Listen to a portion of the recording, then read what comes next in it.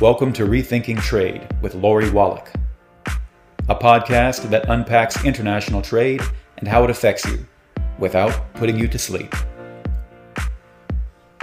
Welcome to Rethinking Trade with Lori Wallach. I'm Lori Wallach.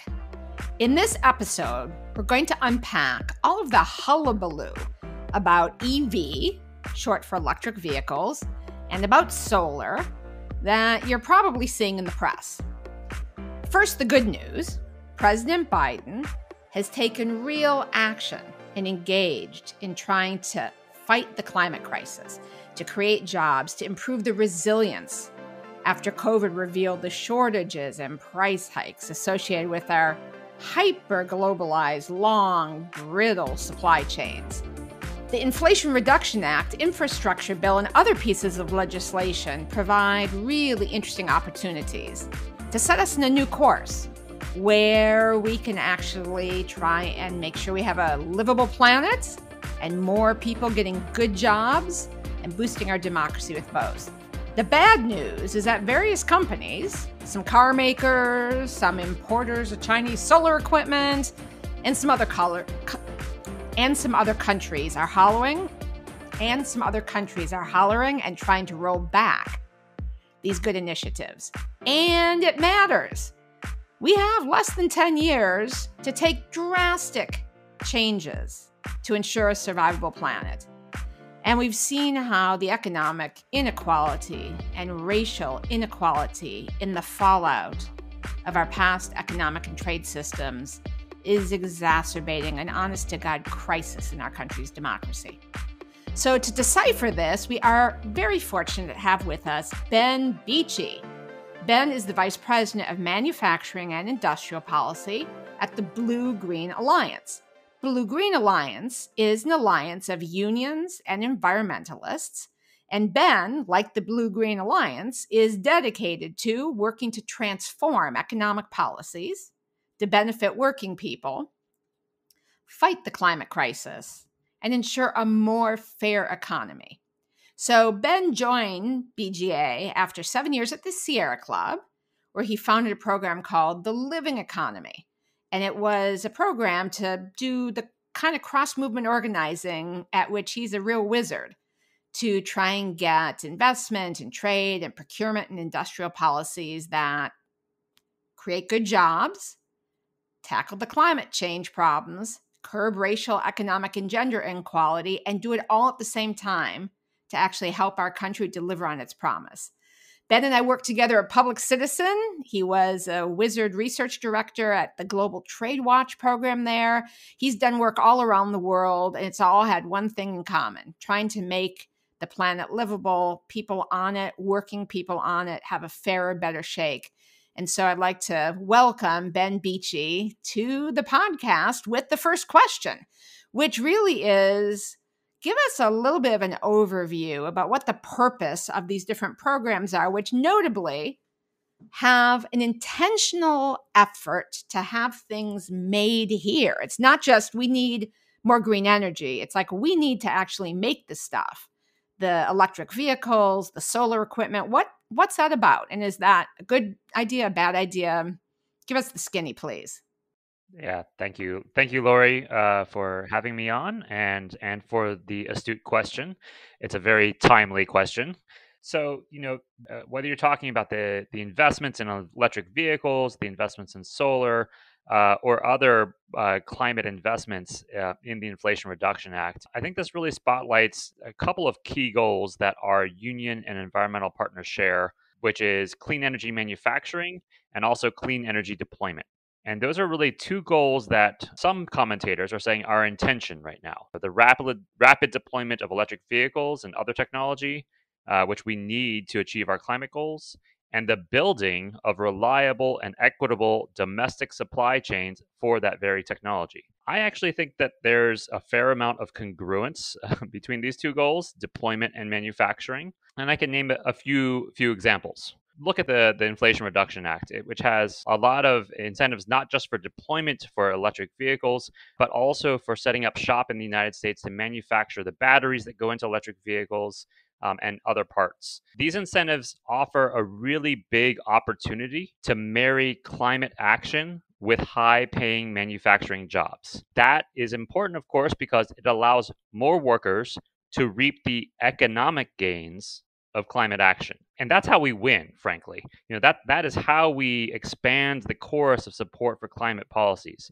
It's important for economic security and economic inequality. It's also important because we will win more climate policies that enable more clean energy when more workers see such policies as essential, not only for future generations, but for their own paycheck next month. And so this is essential to our historical project of tackling the climate crisis. So I've been watching in the news, and I bet a lot of our listeners have seen this too.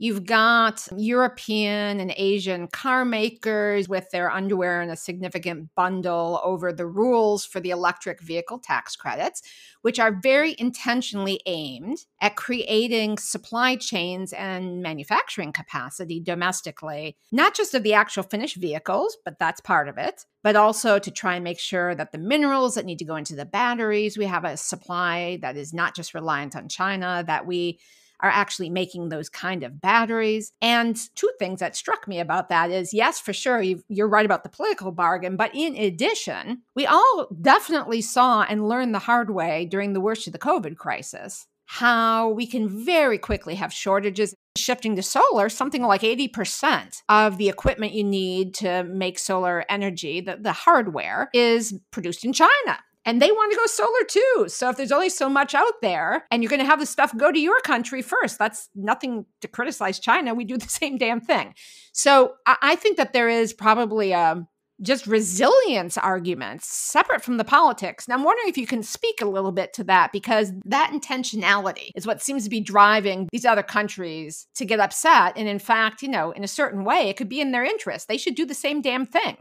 More production, more places. It's not America first. It's make sure we can make this stuff in the volume we need at a price people can afford in a lot of damn places. I think the pandemic has taught us a lot about the vulnerability of our current supply chains. Import dependency is just as risky for electric vehicles as it was for N95 masks. Right now, China makes about 3 out of every 4 electric vehicle batteries in the world. Everyone has to hear that and let that sink in. 3 out of every 4, 75% of these electric vehicle batteries, the future of transportation, just in one country. And it could be any one country, but people get sick there and production stops. There's natural disaster, production stops. The whole system goes off track. Ben, back to you. So look, we cannot expose our climate goals to shipping bottlenecks or geopolitical spat. And that's precisely what we're doing right now. To ensure consistent deployment of clean energy to meet our climate targets, we need to make more of the nuts and bolts of clean energy here. I mean, it's the same argument for food security. And again, each nation has the prerogative to shore up their own domestic supply. Another thing about that fact that 3 out of every 4 EV batteries come from China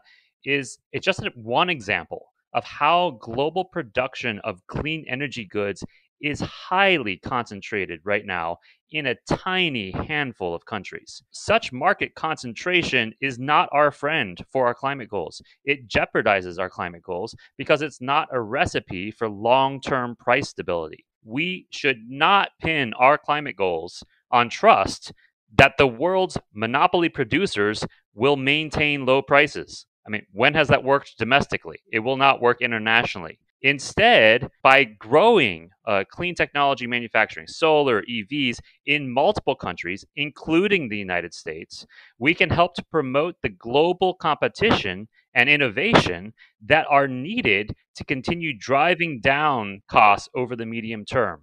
So more manufacturing hubs means more competition, means lower prices, means stronger deployment, means we can actually tackle the climate crisis. So I want everyone to think about what Ben just said, because he just basically shredded one of these straw man arguments that gets thrown out, which is team status quo, who are monopolists, are trying to basically corner the market with arguments like, oh, if we just rely on ourselves and try and go it alone, we're even less resilient. That's not what anyone's saying. Just to underscore what Ben just said, the vision that these U.S. policies are contributing to is us here creating the capacity to make these critical goods with in mind the fact that Europe should be doing the same thing, various neighbors in the Americas should be doing the same things. The more sets of producers, the less concentration, the more resilience, the more redundancy, and then we can be trading. It's not that it's autarky, you do your own, but rather the notion of having so much of any one of these essential goods that's going to be critical to the planet's future being in one place is inherently high risk, to say nothing of anti-competitive. So I want to flip over a little bit to solar, because with the solar issue, it gets even hairier. So far on the EV, and we're going to get to this in a second, so keep this in mind, there hasn't been any backsliding. The US government made the right policy, and so far they're sticking to it, but there's a hell of a lot of howling. In the solar area, we've got these new tax credits, and at the same time, the president just waived for 2 years some trade cheating rules that may be announced. And as a result, we're going to be importing solar equipment from China. And we already know there's been bad conduct in this area because the silicon is being made for these units is being made in places where there's horrible forced labor problems, in the parts of China where the Uyghur people are being oppressed, locked up in concentration camps. So not only is there a resilience issue, but there's also some very fundamental human rights and labor rights issues. And I'm wondering if you can just update us a little bit about what is the story, like what practically are these new solar tax credits and how do they work, and what needs to be done to try and make sure we're actually going to start producing that equipment here versus also being reliant on, in this case, 80% of it coming from just one country. Yeah, it is a critical issue. So to answer the tax credit question, a huge portion of the Inflation Reduction Act is unprecedented investments in the expansion of solar, wind, and other clean energy technologies. There's over $100 billion in there for tax credits to speed up the deployment of solar panel arrays throughout the United States. And there is a 10% domestic content bonus layered on top of that. So if you're a smart deployer, not because you care about forced labor in Uyghur area of China, but simply because you care about your bottom line, you're going to want to have that 10% bonus. That's what's going to make your project profitable. And so you see built in an incentive for solar companies to not only deploy more solar in the United States, but to manufacture more solar in the United States. So we should expect this bill to help to spur a rebirth of solar manufacturing in this country. And that is critical, again, just to build on something that you named earlier. The building of manufacturing for clean technology supply chains in the United States is not about workers here versus workers in another country. In fact, it is an expression of solidarity with workers in other countries, insofar as you have labor abuses in our supply chain. And that's precisely what we see with both solar and electric vehicles. Boosting domestic manufacturing can help curb our dependency on overseas production that right now is marred by labor abuses. You mentioned forced labor for making solar panels in the Uyghur area of China. That is absolutely true. Another example, in the electric vehicle market, the average electric vehicle requires 29 pounds of cobalt. 2/3 of the world's cobalt comes from the Democratic Republic of the Congo. And cobalt mines in the Congo are notorious for employing about 40,000 children and emitting enough toxic pollution to cause birth defects. The clean energy economy cannot be built on the backs of exploited workers abroad. By onshoring clean energy manufacturing, we can help to stop feeding such abuses and start to actually counter them. I just want to underscore all of the ways in which Ben is pointing out that it's not an either or, it's a plus and. In that, we've heard, for instance, with the solar issues and some of the trade cases, if we keep out forced labor products and Uyghur abuse products, if we discipline against subsidies that undermine the ability for U.S. producers to not just get their clocks cleaned here in the U.S. market by subsidized imports, i.e. they can't be in business. They can't make a new supply.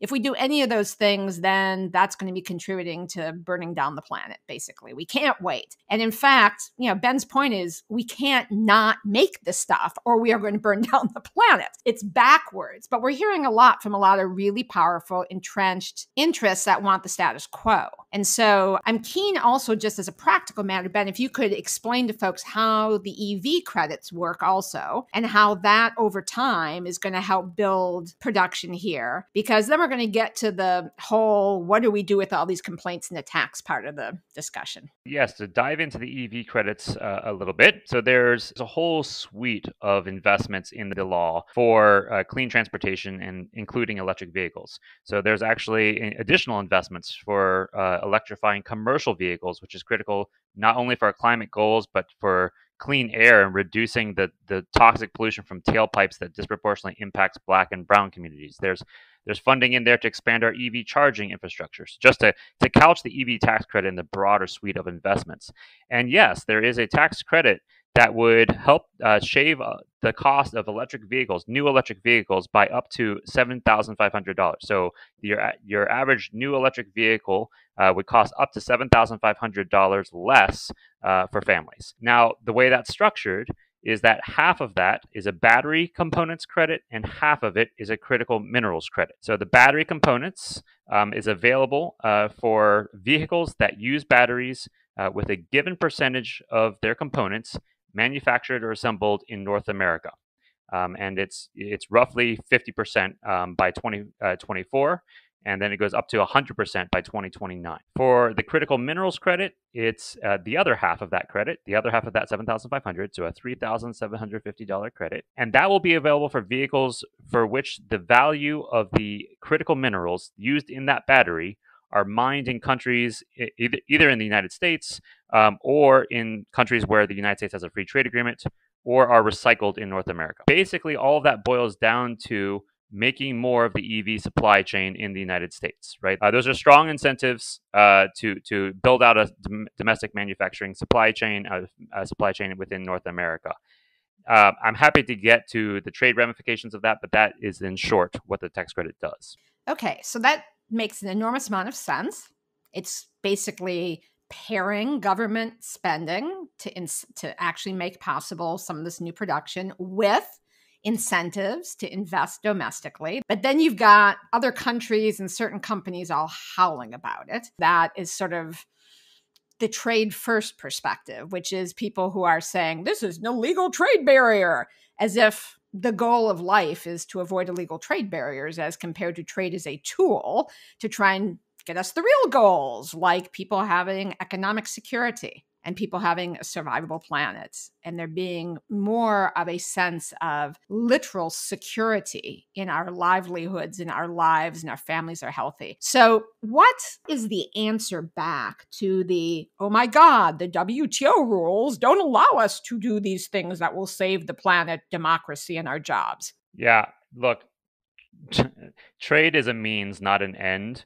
And I think over the last 40 to 50 years, a number of policymakers have gotten that one twisted, right? The ends are, as you named, securing a livable climate, having good paying jobs that allow us to sustain our families and communities, having a more just society. These are the ends we seek, and we should tailor our trade policies towards those ends and not vice versa. We have a decade left to turn the corner on climate change. We simply do not have time for hurdles based on trade rules that were written before we even knew about climate change, right? The trade regime needs to catch up to what is unfortunately an unyielding climate reality. We simply do not have time for countries to be challenging each other's climate policies on the basis of decades-old trade rules. Instead of launching more of these cases, the U.S. and its trading partners could take a more proactive and collaborative approach. One example is they could craft a mechanism like a climate peace clause, which would essentially be a moratorium on using old WTO rules to challenge each other's climate policies. That would offer the kind of policy space that not just the United States, but countries the world over need so as to pursue climate action in the critical next few years. So that's my quick response. So folks, this climate peace clause idea that Ben mentioned is actually a very smart one. What it means technically is just like a ceasefire. A lot of these outdated rules, basically very much influenced by the big monopoly producers, have put in place what would be barriers to doing the things we need to save the planet. So, for instance, while they don't discipline subsidies to fossil fuel, they do discipline the subsidies that we've been talking about to actually have governments investing in building out some of the infrastructure we need to transition to green energy. These rigged rules are basically potentially obstacles. And the peace clause idea is, instead of having a circular firing squad of countries using those to attack each other, to just say like, okay, for 5 years, while we negotiate what the new rules should be, we all agree to put down the trade challenges and stop shooting at each other. Unfortunately, it's literally that. You have countries going after each other's state level and federal level investments in creating solar and other renewable energy product. The most recent one is some countries in the global south are challenging the European Union decision that palm oil-based energy, given it's so climate destructive and lots of human rights problems, can't be left out of what is considered a biofuel. All of these rules, if they don't serve the goals, need to be put on ice until they can get renegotiated, which then gets to serve the last question, which is, Ben, when you're looking forward to really what needs to happen to deliver both the survivable planet, but frankly, the more just and therefore helping democracy survive and thrive version of how we go forward, how do you see these really historic Biden administration investments and policies in the context of that bigger arc? I mean, for me to see this happening in the US, it's just wonderfully surprising. And I'm wondering if you can put that in context to what,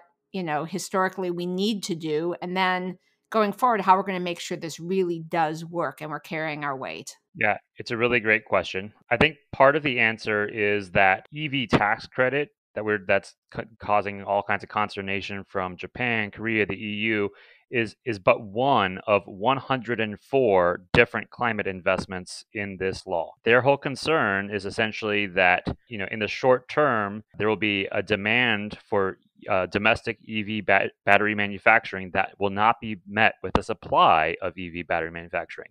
But the bill itself has an answer to that question, which is it invests billions, tens of billions of dollars directly into the supply of EV battery manufacturers. And guess who's taking advantage of that? Panasonic, LG, Honda, Toyota, Stellantis, just to name a few of the companies based in Japan, Korea, and the EU that have recently announced plans to establish new battery manufacturing facilities in the United States, in part to take advantage of the very same laws, supply-side subsidies for battery manufacturing. And those same facilities, owned by Japanese, Korean, and European firms, will further benefit from the very EV tax credit that Japan, Korea, and the EU are attacking, because it will boost demand for the batteries they produce here in these facilities. So, I'd say that's part of the answer is we have a whole suite of bold investments to marry the twin goals of tackling climate action and creating good jobs. And just one final word to place this in the broader arc that you named. Something I have not really raised is our own inequality here in the United States. The IMF actually did a study finding that the decline in U.S. manufacturing under unfair trade policies over the last couple of decades has been a key driver of income inequality in the United States. I mean, most folks, I think, know this story. Laid off manufacturing workers have been forced to compete for lower paying service sector jobs, putting downward pressure on middle-class wages across the economy. Less reported is the fact that the manufacturing decline and those pay cuts have disproportionately impacted Black workers. The Economic Policy Institute has found in a report last year, they found that Black manufacturing employment has fallen more than 30% since the late 1990s, which has contributed to the Black-white wage gap. And that is particularly true in the automotive sector for EVs, where Black workers have been a higher share of the workforce than in other manufacturing sectors. So spurring targeted manufacturing growth in our clean technology supply chains can help to reverse this arc right? This arc of increasing economic and racial inequality so as to support our building of a more just economy. That is the perfect place to end this discussion. And I'm so glad that you have brought out what I call the fairness factor.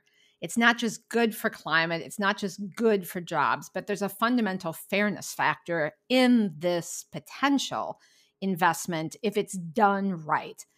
It has been a serious problem of the U.S. really not contributing for many decades to the battle against the climate crisis.